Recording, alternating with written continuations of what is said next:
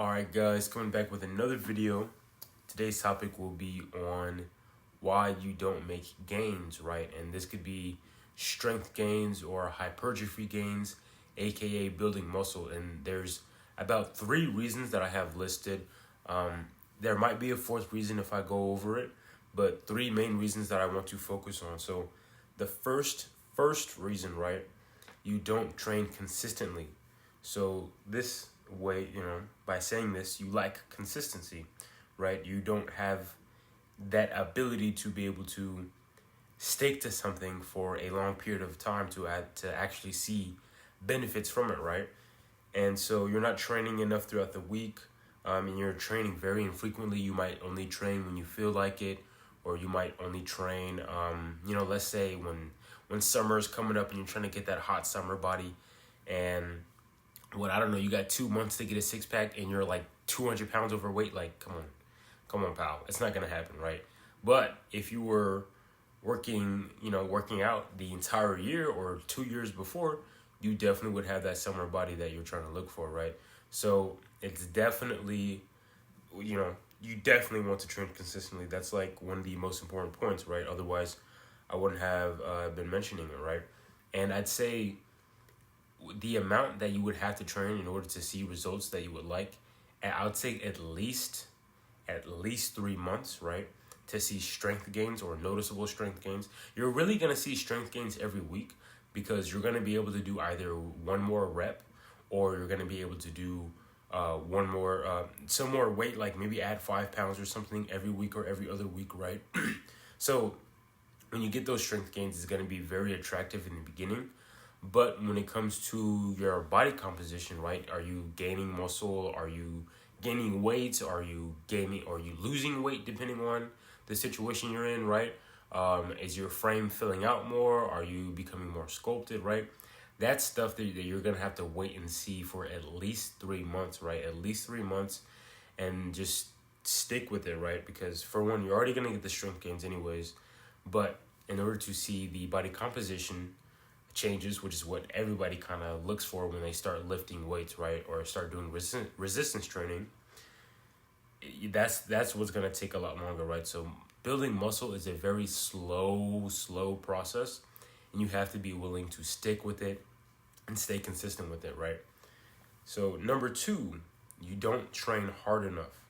So by this, it's very simple. You're not really training to failure or close to failure.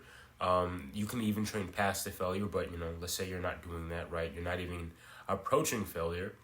And when you approach failure, right, that's what allows for the muscles to actually get that stimulus, right, to be stimulated enough in order to actually grow and adapt, right? The reason why our muscles grow is because they're adapting to an environment that causes stress on it, right? So if you're going to the gym, like, your muscles don't really know that you're in a controlled environment and you're purposefully doing this to yourself. Your muscles are doing this, they're developing in this way as a survival tactic, right? So it's something they're doing in order to make sure that you are able to survive in the environment that you're kind of willingly putting yourself in, right? So by not training hard enough, you don't get those adaptations, right? You don't get bigger biceps, you don't get bigger shoulders. You might not even get any strength gains and stuff like that, right? If you're not training with enough intensity.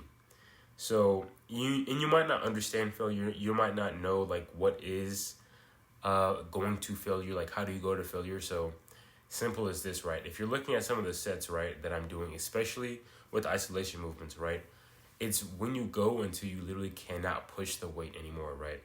So this could be with push-ups, right? And all in one set, going to failure all in one set is being to just literally squeezing out every bit of movement you can with proper form, right? You see here, I'm going to failure on the tricep extensions, right? I could barely push up that last rep, and then I go for one more, and then I can't do it, right? I squeezed out every bit of effort from that muscle group in order to reach failure, and you should be doing that with just about every exercise, right? Now, there are very heavy exercises like, let's say, RDLs, deadlifts, squats, right? Maybe even bench press, of course. You don't really want to go to failure. because those are not really safe to go to failure on. If you go to failure, then you're going to be stuck under the bar. Or if you go to failure, like let's say on deadlifts, you might snap up something. So there are some movements you're going to need a bit of discretion in. But there's approaching like close to failure, right? So it's like when that last rep seemed really, really hard and you really had to work for it, that should be it. That's probably your last rep, right? But when it comes to, let's say, doing push-ups, you can go to failure on those without a problem. When it comes to doing pull-ups, you can go to failure with those without a problem. Even lat pull-downs, and even stuff like leg press machines, a lot of machines actually you can safely go to failure on. And a lot of calisthenics movements you can safely go to failure on, and you're just making sure you're not in like some weird compromised position that might jack up your shoulders or your arms or something like that. And I don't mean jacked up in a good way. I mean in a very, very bad way. So, and another thing too, right? When it comes to not training hard enough, you might not understand progressive overload.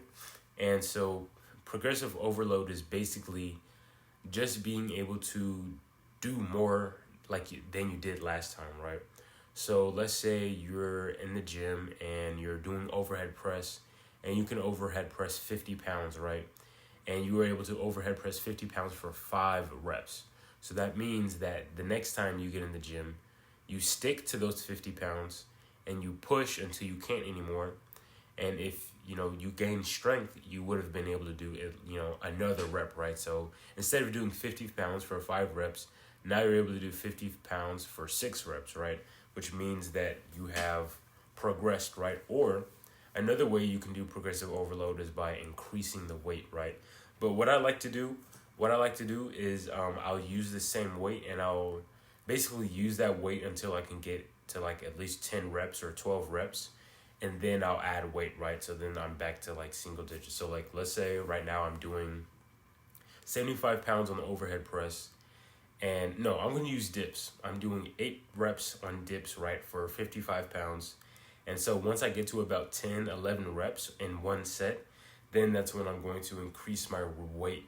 And now I'm probably going to be back to like 6 reps or 5 reps or whatever. And then I'll just work my way back up, right? So that's another way to do progressive overload. You can apply this with anything, right? Progressive overload can just be as simple as adding reps, especially when it comes to calisthenics. If you're only able to do 5 pull-ups and then next week you're able to do 6 pull-ups, right? And you're, again, going back to that first point, going back to the second point, sorry, you're training with intensity. You should be able to do, more additional reps, right? When it comes to the next time that you train pull-ups, especially when you train them at least a week to 3 days later after that initial session. And my third point, right, is horrible recovery, right? So this is also very important, right? Again, I wouldn't mention them, they're all very important, right? So horrible recovery, this can include your diet, right? If you have a diet that consists of 90% like Twinkies, Mountain Dew, Monster Energy drink, pizza, and I don't know, man, Twinkies, you're not really gonna get a lot of, bang for your buck when you're going to the gym, right? You're basically running off of battery acid for your energy use, and that's not really, it's not at all gonna be good for you.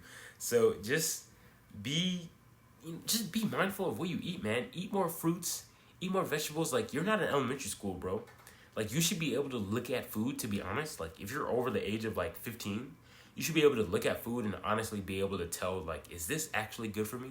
Is this greasy, super greasy pizza that gets my hands all moist and sticky really good for me, right? Is this, candy with, a gazillion ingredients inside of it that you can't even really justifiably call it food? Is that good for me?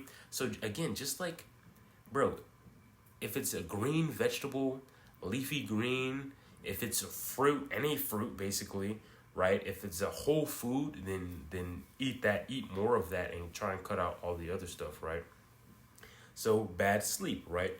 Again, when it comes to recovery, right? Having really bad sleep, you're getting 2 hours of sleep. You're not getting sleep at all. Stop staying on your phone. You're over here probably whacking off or whatever. staying up till 2 a.m., 3 a.m., and then you have school, and then the next morning. Nah, man, don't stay away from it, bruh. Stay away from it, bruh. It's not worth your time. You're probably on the phone with some girl who you're gonna like stop talking to 2 months from now, and you guys are up till 2 a.m. talking about like, I don't know, if she was a worm or something. You have to you have to prioritize sleep, because not even with your games, but just anything, right? Your health, your cognitive function, just everything. You need to have better sleep. And then also being in a high stress environment, right? So of course, if you're in school, you're gonna have like a lot of stressors, a lot of things like that, that are gonna like kind of weigh you down mentally and just stress you out, right? But if you can manage your stress better, just by things like extracurricular things that you do on the side, which again, funnily enough, exercising can also help reduce stress, right? If you maybe, let's say, do some meditative practices, maybe you take some time to yourself, right? You manage your time well, which can lead to less stress, because now, you have more time to do other things that can be relaxing, right? So again, try and find ways to manage your stress. This can just be a change of environment, or this could be a change in certain habits. And then I'll mention the fourth thing, going too hard too soon, which, is like a whole beginner thing, that whole beginner honeymoon phase where it's like you want to do everything all the time. You're going to hit like 2 upper body sessions in one day, and then you're going to train upper body again, and then you're going to do lower body the same. Like you're doing too much, and then now you're tired, and then now you can't train. After like 2 weeks, you're burnt out, right? You have to be very careful of this, that that you just don't do that. You don't blow your load like that, right? You have to try and maintain your ability to kind of just stick to what you're supposed to do, right? Instead of like trying to go outside of and like do a bunch of things, right? And then leading into that point, having no type of structure to your training plan, like you're gonna go in the gym, you're just gonna randomly choose whatever exercises, right? Now, unless you're that experienced when it comes to working out, which you're not because you're a beginner, then you could probably do something like that, right? Where like, okay, I didn't train this muscle group yesterday, so I'm going to train these muscle groups today, right? But if you're just over here going hard all the time, every single day, without giving your body a break, you're gonna break down, right? You're gonna break down. In order to build the body, you have to listen to the body, right? Your body's gonna tell you, it's gonna give you signs and signals, and if you're not gonna listen to it, you're gonna snap, right? You're gonna snap mentally, or worse, you're gonna snap physically. So you have to be able to, like, for one, have like a structured program, honestly, that you follow, so you can know what you're going to be doing each day, and not doing so much, just because like you just started, like doing a bunch more stuff in the gym isn't going to just magically add more muscle, right? You're not going to skyrocket your way to building muscle by training your entire body every single day till failure with crazy intensity. But yeah, I hope you guys, got these. If you have any questions, please leave them in the comments. Peace out.